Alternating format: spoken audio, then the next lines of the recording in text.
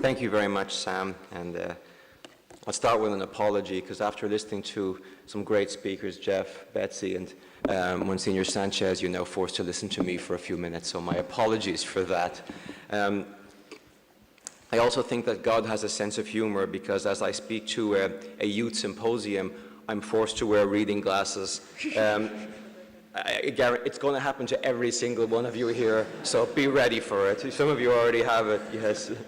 So, this symposium starts from the perspective that the crisis we face today, which is an economic crisis, a social crisis, and an environmental crisis, is at some deep level a crisis of values. And that's really what I want to talk about today, this crisis of values. And I want to talk about it from the perspective mainly of Laudato Si, which you all know is Pope Francis's landmark encyclical from 2015. The signature theme of Laudato Si is integral ecology, the notion that the relationship between human beings and the natural world is deeply interconnected, inseparable, and part of a larger whole. Through this dynamic, Pope Francis is arguing that human activity is harming both environmental and human well-being, especially when it comes to the poor. We are called upon to hear and respond to the cry of the earth and the cry of the poor, because these cries come from the same source.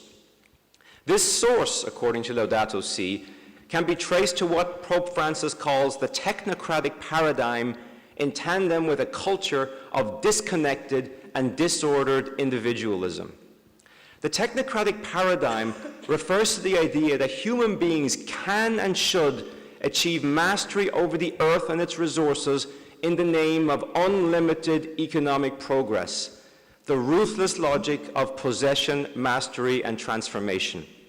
This paradigm disconnects human activity from questions of ends and purposes, leading all economic activity to be assessed narrowly in terms of utility, productivity, and efficiency, hence negating any inherent dignity or value in either the human person or in creation, and instead exalting a Promethean vision of human power.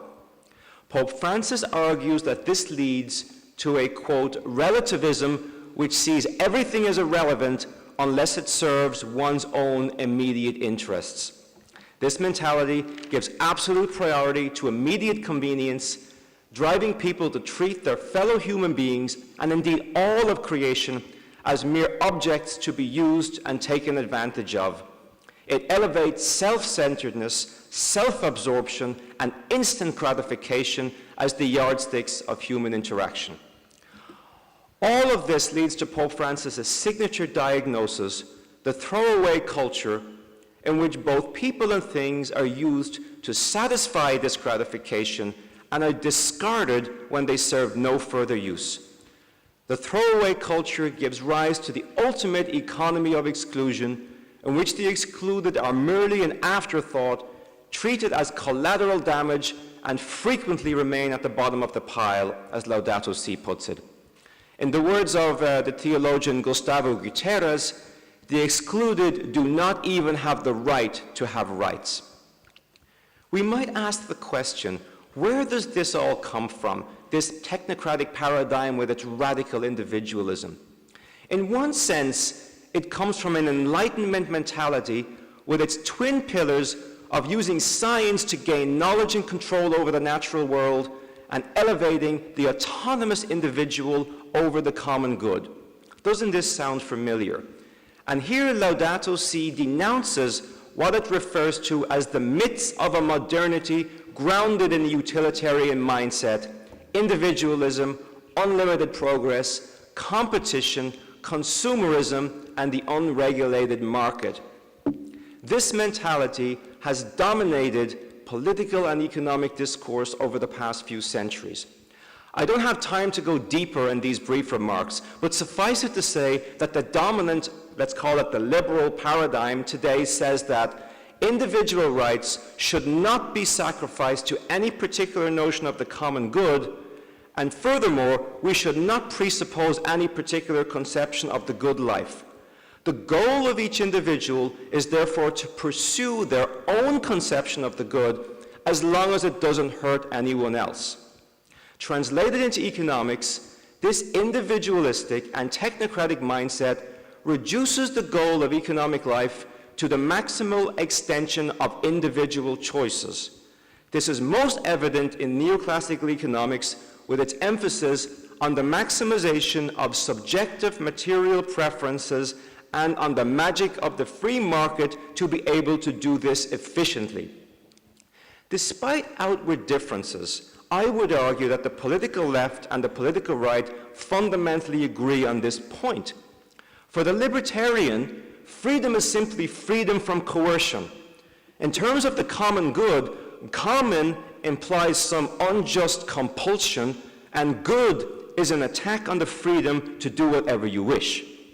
So hence, free market outcomes are considered just because they embody voluntary agreements. For the social democrat, freedom is understood in a more positive sense. The freedom to be able to pursue your own conception of the good requires some basic and economic needs to be met. So governments have a mandate to fix some of the worst and most startling inequities in the market system. This is surely closer to the common good than libertarianism, but it remains rooted in individualism and in defining your own conception of the good. All of this stands in stark contrast to the older way of looking at things. All my previous speakers have mentioned Aristotle.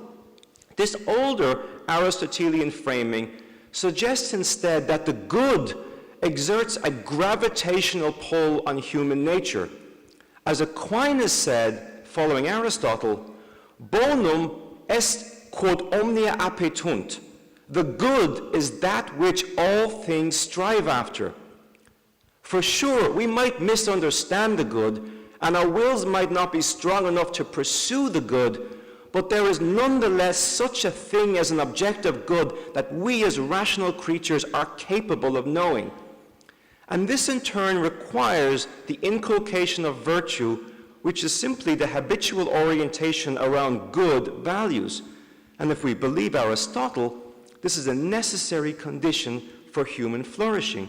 Even more, it has the code of the common good written into it, because as social animals, it is only through social cooperation and friendship that we can work out a shared understanding of what constitutes a good and dignified life. But we seem to have gone in another direction entirely over the past few decades, especially with the rise of market ideology. We have been effectively slouching towards libertarianism, freedom without responsibility, rights without reciprocal duties. This degrades virtue by inculcating such values as egoism, materialism, hedonism, zero-sum competition, values that corrode and degrade solidarity, fraternity, and compassion. This makes us numb to the vast amounts of exclusion, inequality, and environmental devastation. As one example, think of how healthcare is now framed in the United States. It is couched in the language of freedom and consumer choice, not solidarity and compassionate care. Or think about how the super rich avoid and evade taxes on a massive scale or lobby aggressively for financial gain at the expense of the broader common good, or how ideology opposes all attempts to properly account for the social cost of environmental pollution because it violates this narrow and self-centered notion of freedom. Practically speaking, the loss of the good gives rise to two major dysfunctions. One, we are no longer capable of indicting bads that hinder human flourishing. Think of pornography, prostitution, casinos, hyper-luxury, the arms trade, false needs manufactured by advertising, the continued investment in fossil fuel technology. All of these are bads.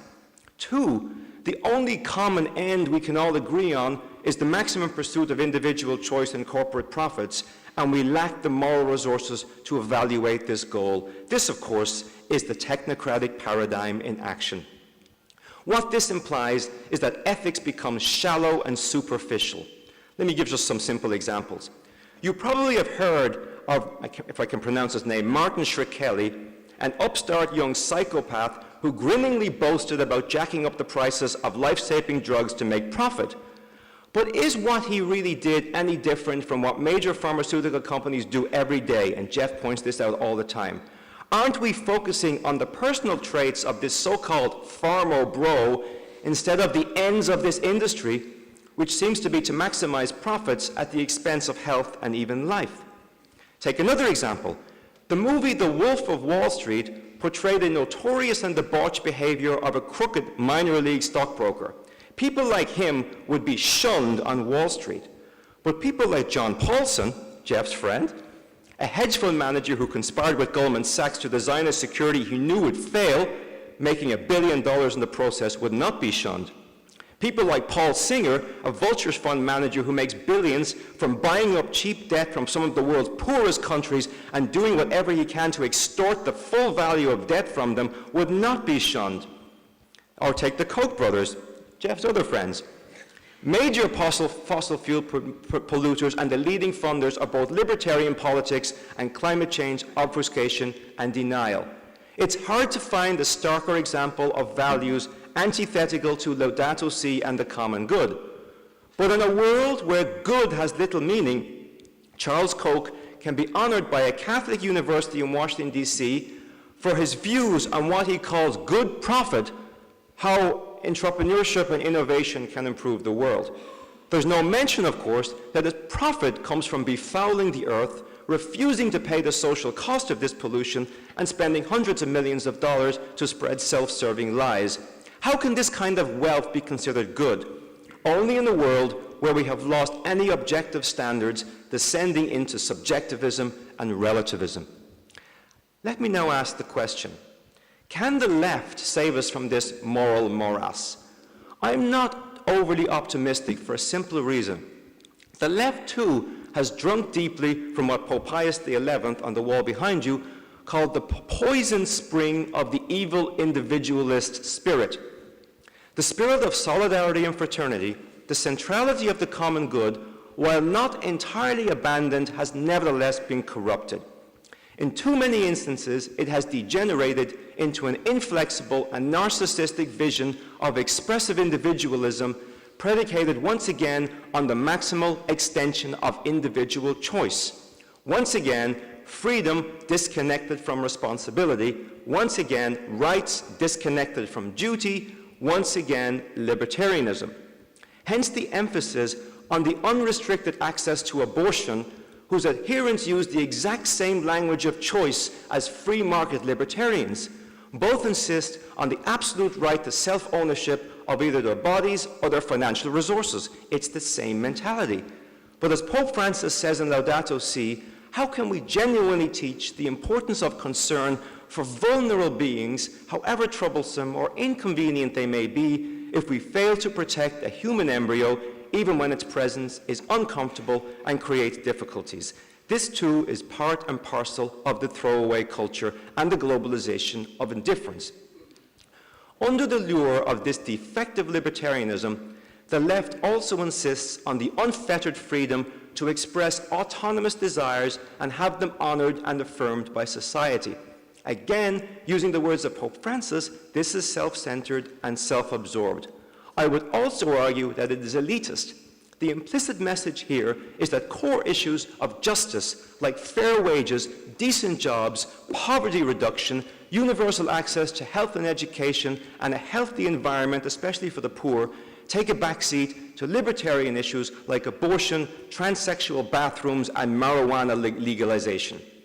This embrace of social libertarianism goes hand in hand with a full-throttle endorsement of the technocratic paradigm, a naive utopian vision that technology can solve all problems, the fawning admiration of technological innovators oblivious to the ways they harm the common good, including by monopolies, the prioritization of economic growth and financial market vitality over broader measures of well-being, the tendency to judge policies not in terms of whether they are good or bad, just or unjust, but whether the benefits exceed the costs in a cold and calculating utilitarian manner, and the insistence that being smart and going to the right schools constitutes moral desert, and aren't the people on Wall Street and Silicon Valley really so smart? But what about youth, all of you here today? Can we rely on this generation to reject the errors of their parents and internalize a different set of values? I hope so, but again, it's not so clear-cut. You in this room might be a creative minority, but outside this room I really wonder. While the young thankfully reject the solidarity-destroying and soul-destroying excesses of economic libertarianism, they seem too much enamored with left libertarianism and expressive individualism. And I fear that information technology is only making this worse. This is the virtual generation, but virtual community is a pale shadow of real community. Real friends make us happy. Virtual friends most assuredly do not. Virtual solutions to the basic human needs for purpose, connection, and relationality are at best unsatisfactory and at worst forums for the inculcation of vice. This is another example of what Pope Francis meant when he said that immense technological development has not been accompanied by a development in human responsibility, values, and conscience. Think about this. How many young people today are lost in a virtual world where worth is measured by status, wealth, celebrity, beauty, popularity? How many are influenced by this Kardashian culture, this rich kids of Instagram phenomenon where narcissism seems to be the guiding principle?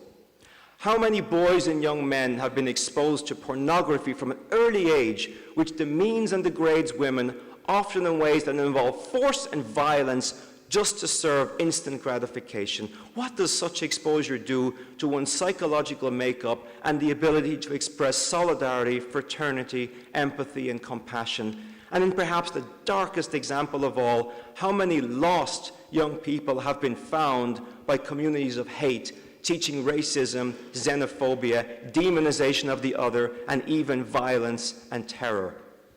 Let me end by painting you a picture. Think about decades-long process of globalization that predominantly rewards the elites. Think about skyrocketing inequality within countries, of massive technological advance without a moral boundary, of massive greed and financial excess that led to a ruinous global financial crisis, and then a backlash in the form of nationalism, insularity, racism, and even threats to democracy.